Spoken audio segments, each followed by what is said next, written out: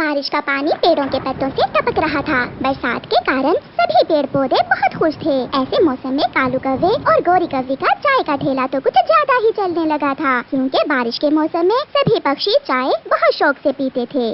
कालू जी, अगर ऐसे ही हमारा धंधा चलता रहा तो वो दिन दूर नहीं है जब हम जंगल के सबसे अमीर पक्षी बन जाएंगे।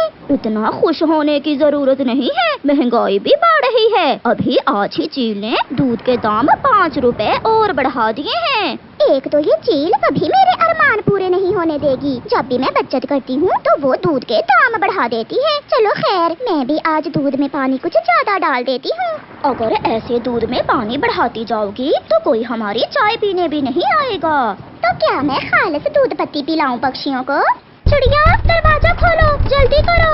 मिठू तोता चिड़िया के घर के दरवाजे पर दस्तक देता है। मिठू, क्या हुआ? इतनी भी क्या जल्दी है? चिड़िया बहन, ऐसे बारिश के मौसम में मेरा चाय पीने को बहुत मन कर रहा है। चलो हम कौवे की दुकान से चाय पी कर आते हैं। अच्छा ही हुआ मिठू जो तुम आ गए। चाय पीने को तो मेरा भी बहुत मन कर रहा था। चलो साथ चलते हैं।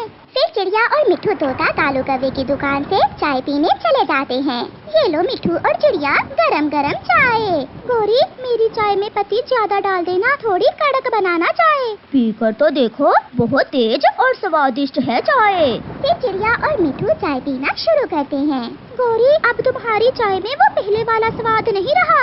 हाँ गोरी बहन, ऐसा लग रहा है जैसे चाय में दूध तो तुम डालना ही भूल गई हो। बहुत महंगा हो गया है दूध। तुम शुक्र करो ऐसे बारिश के मौसम में तुम्हें चाय मिल रही है।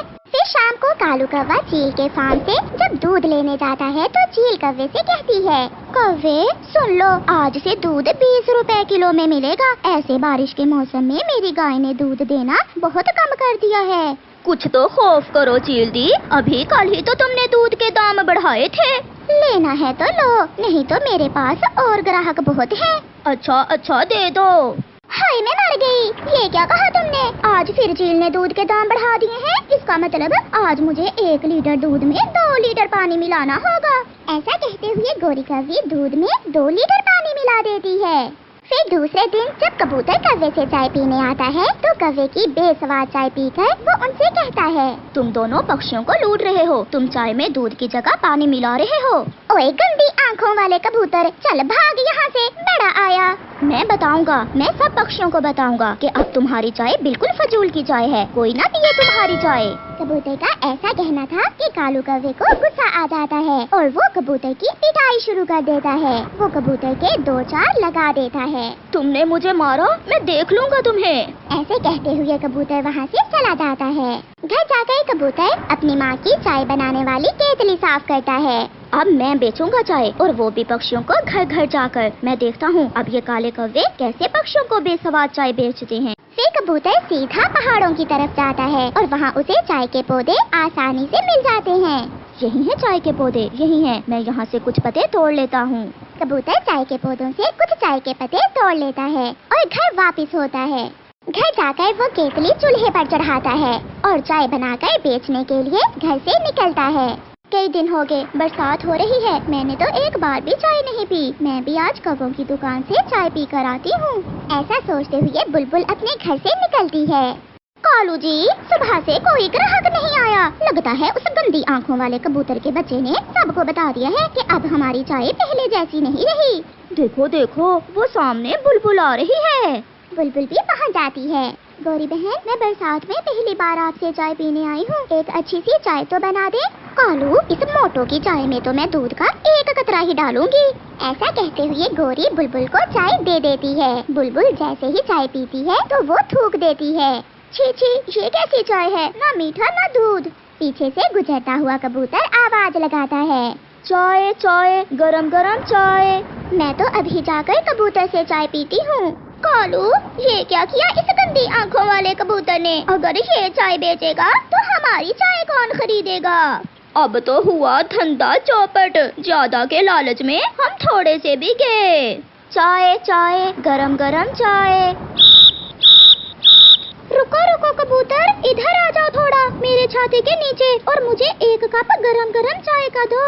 मेरी चाय पीकर आप सब काले कौवे की चाय को भूल जाओगे। फिर कबूतर तोते को 1 कप चाय पिलाता है। सच कहा दोस्त, ऐसी चाय तो कव्वों ने कभी भी नहीं बनाई थी। मैं दूसरे पक्षियों को भी बताऊंगा कि तुम्हारी चाय में कोई बात है। कबूतर आगे बढ़ता है। फिर ऐसे कुछ दिनों बाद कबूतर जंगल में चाय की दुकान बना लेता है और साथ में गरम गरम पकोड़े भी। वो हर एक टेबल पर छाता लगाता है और सब पक्षी बरसात के मौसम में कबूतर की चाय और पकोड़ा बहुत पसंद करते हैं। कबूतर भैया, अब आएगा मजा बरसात का, गरम गरम चाय और गरम गरम पकोड़े। दूसरी तरफ कौवे बैठे मक्खियाँ मार रहे थे और उनके पास कोई भी पक्षी चाय पीने नहीं जाता और उन्हें लालच की सजा मिलती है। कालू कौवे ने 2 शादियाँ कर रखी थी, मगर उसका किसी को पता न था। और तो और उसकी दोनों पत्नियों में से भी किसी को पता न था कि उनके पति जी ने 2-2 शादियाँ की हुई हैं, क्योंकि कालू कौवा बहुत शातिर था। कालू जी, ये कैसा बिजनेस है जिसके लिए आपको 5-5 दिन दूसरे जंगल में जाकर रहना पड़ता है? मेरा बड़ा व्यापार है। अगर काम ऐसे ही चलता रहा तो मैं एक न एक दिन जंगल का सबसे अमीर पक्षी बन जाऊंगा। अच्छा, अब जल्दी से मुझे खाना दो, मेरे धंधे का समय होने वाला है। फिर उसकी पहली पत्नी गोरी कौवी उसे खाना देती है। कालू खाना खा लेता है। अब मैं जा रहा हूँ और मैं 2 दिन बाद लौटूंगा। ऐसा कहते हुए कालू कौवा घर से निकलता है। नदी नालों से उड़ता हुआ पहाड़ों की दूसरी तरफ कालू कौवा अपनी दूसरी पत्नी के पास चला जाता है। कालू जी, ये क्या तुम 2-2 दिन गायब रहते हो, कहाँ गए हुए थे? पिंकी, बताया तो है, मेरा बिजनेस ही ऐसा है, कभी यहाँ तो कभी वहाँ, मुझे काम के लिए आना जाना पड़ता है। चलो अब बातें ना बनाओ और जल्दी से मेरे साथ चलो। मगर कहाँ? मुझे अपने लिए कुछ मेकअप का सामान लेना है।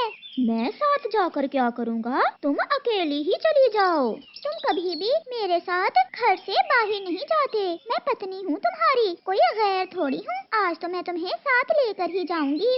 क्या बताऊँ पिंकी, अगर पकड़ा गया तो गोरी मुझे बहुत मारेगी। क्या क्या? कुछ नहीं, चलो चलो, मैं चलता हूँ।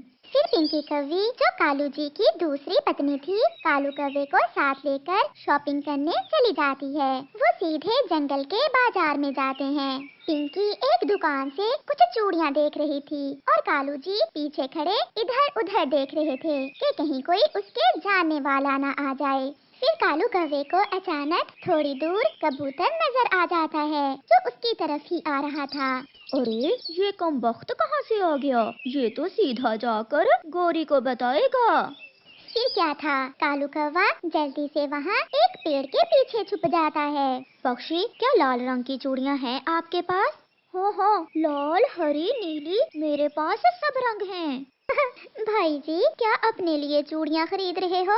नहीं, मेरी पत्नी ने शादी पर जाना था। अभी अभी उसने मुझे फोन किया है कि आते हुए उसके लिए लाल चूड़ियाँ ले आऊं। अरे, ये कालू कहाँ चला गया? कालू कहाँ हो? कहाँ चले गए तुम? कौन कालू? आप किसे देख रही हैं? मेरा पति। और कौन कालू कौवा?